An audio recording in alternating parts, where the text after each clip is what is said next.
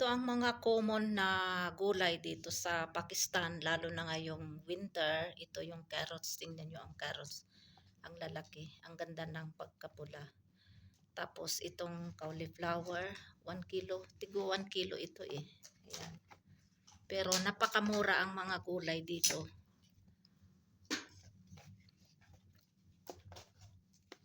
Ayan, 1 kilogram. Ayan, 1 kilogram na carrots. Tapos ano din, 1 kilogram na kamatis. Tapos isang buo na cauliflower. Siguro 1 kilo ito or less than 1 kilogram.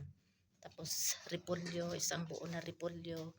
Kasi dito wala naman mabibili yung ano, yung nakapack na ba, yung nakaplastic na sa atin, kung kagaya sa atin na pag nagluto ko ng pansit, yun, may ano na, separate, pero dito by kilo talaga ang ano, bilhin mo. Tapos itong string beans, sa kilogram yata ito free na ano, free lang ito, green chilies. Tapos talong, half kilogram lang yata ito, at saka itong peas, ayan oh, 1 kilogram ito. Pero alam nyo ba kung magkano ito? Ano, sabi ni Lakay, kasi siya yung namalingki, 500 rupees lang ito. Yan, ito lahat. Kasi yung kanyang pinagbilhan ay ano, kamag-anak namin, kapatid ng aking hipag.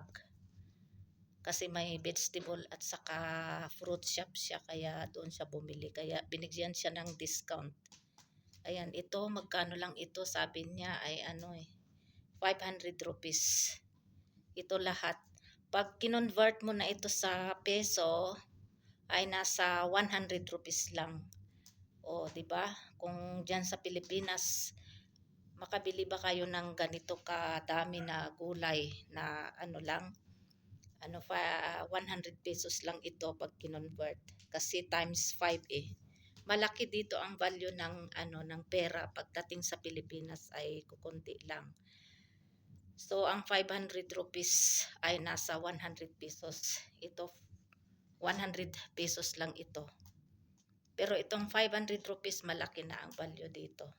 Ayan, may free pa na ano na green chilies. Ayan. Kaya napakamura ang mga gulay dito na bilihin.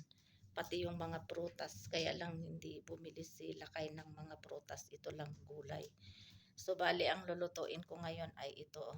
Yung peas. Tapos haluan ko ng carrots at saka patatas.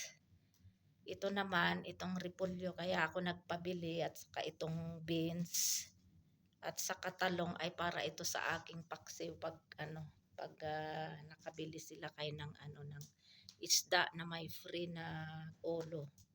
So kaya ito ihalo ko itong beans, repolyo at saka talong, tapos haluan ko din ng radish. Ayan, 'di ba? Ang mura.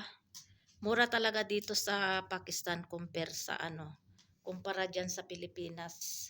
Ayan, itong 1 kilogram na kamatis. Ayan. Kaya lang dyan sa Pilipinas, by piraso naman ang ano, pagbili dyan ng ano, kamatis. So, ayan, gusto ko lang i-share itong ano, presyo ng mga gulay dito sa ano, Pakistan.